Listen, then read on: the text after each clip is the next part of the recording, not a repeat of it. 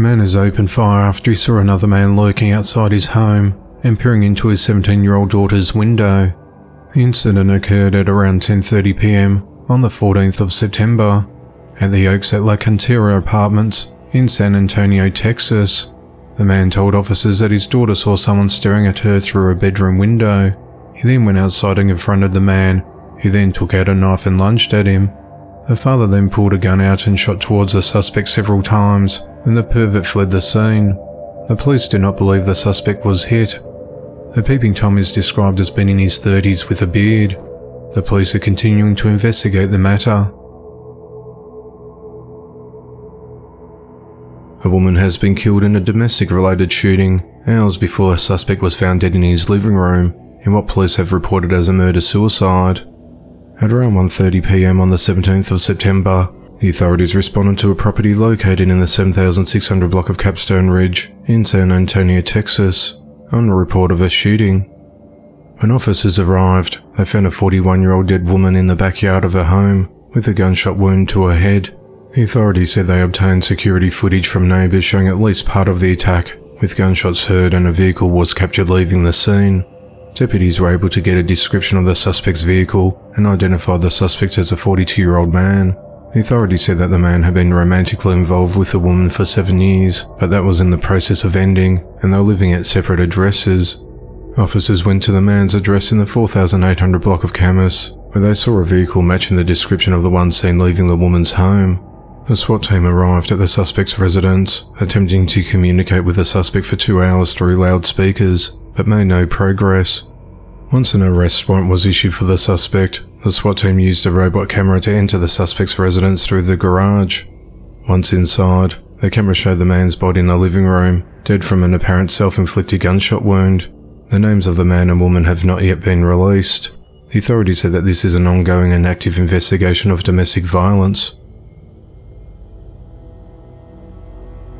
28-year-old Morikon Wilhelm is behind bars, facing multiple charges for holding 61-year-old John Hansen hostage and beating him for hours.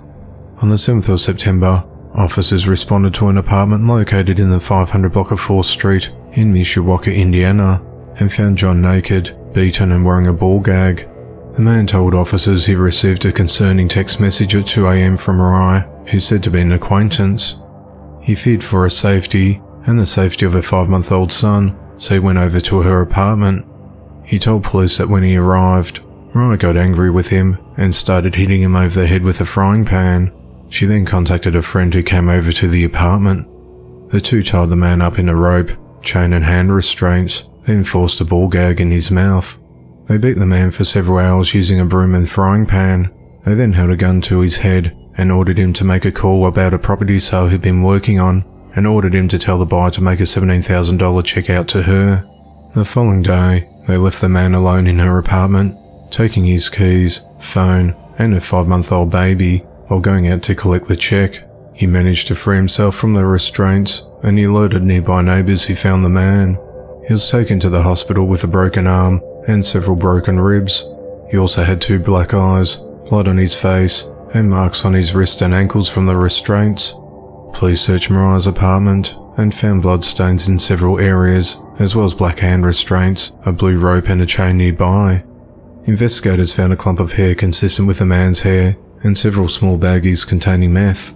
Police interviewed Mariah, and she allegedly admitted to beating John, holding him at gunpoint and forcing him to have the property buyer write the check to her. Mariah was arrested and charged with 7 felonies, including criminal confinement resulting in serious bodily injury, armed robbery, robbery resulting in bodily injury, battery resulting in serious bodily injury, intimidation, neglect of a dependent, and possession of meth. Mariah is due in court on the 27th of September. The authorities have not clarified if Mariah's friend is facing any charges. 21-year-old Allison Rice has been fatally shot in a car early Friday morning, while police are still trying to identify a suspect or a motive. The incident occurred at around 2:20 a.m. on the 16th of September, located in the 1500 block of Government Street in Baton Rouge, Louisiana. The Louisiana University senior was found dead near a set of railway tracks after half a dozen shots were fired into her car. Prior to the shooting, investigators said that Allison was out with friends in the mid-city area of Baton Rouge. Witnesses said that Allison stopped at a railway crossing and tried to make a U-turn when bullets started flying. Baton Rouge Mayor President Sharon Broome said, "This senseless violence is completely unacceptable, and Baton Rouge police officers are thoroughly investigating to bring the perpetrator to justice." Allison is a native of Geismar, Louisiana, was a marketing major at LSU. The university issued the following statement on Friday. "The LSU community is saddened to hear of senior Allison Rice being killed overnight. Her family and friends are in our thoughts, and we encourage anyone who may have more information about this crime to contact Baton Rouge Police." Allison recently left a bartending job at the Shed Barbecue in Baton Rouge, where siblings also worked, to take on a new internship. The restaurant's owner, Shay Ciccone, recalled telling the bubbly bartender that she was always welcome to come back, and "We're so proud of the direction you're taking. You've got your entire life ahead of you." Allison's aunt and godmother, Susie Grenier, said her niece was a free spirit who loved to dance and sing. "The loss of a child, you can never get over that," she said. "The holidays are coming up. It's going to be sad. It's going to be really sad," she said. 18-year-old Justin Jones is behind bars after he fatally shot his 19-year-old friend Isaiah Carson while they were playing with a gun. The incident occurred at around 3:45 a.m. on the 16th of September, when the authorities responded to a home in the 300 block of South Coles Avenue in Maple Shade, New Jersey, on reports of shots fired. Upon arrival, it was determined that Isaiah had been taken to the Cooper University Medical Center in Camden by others in the home after the shooting occurred. He was pronounced dead shortly after arrival. The authorities said the shooting appears to have been accidental. Isaiah and Jason were playing with a handgun they believe was unloaded. When Jason pointed at Isaiah and squeezed the trigger, a cartridge was in the chamber, and the firearm discharged, striking Isaiah. The authorities said that an autopsy will be performed by the Burlington County Medical Examiner. Jason's been charged with reckless manslaughter and weapons-related offences, and he's held at the Burlington County Jail. The investigation into the matter continues.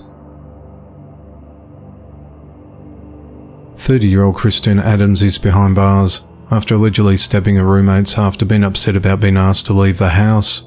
At around 8:03 a.m. on the 16th of September, the authorities responded to a residence in Marin County, Florida, after a 911 call was made, where the call advised that he had been stabbed. When deputies arrived, they located two victims that had been stabbed. One of the victims told deputies that Christina was the one that stabbed both of them and had fled the location.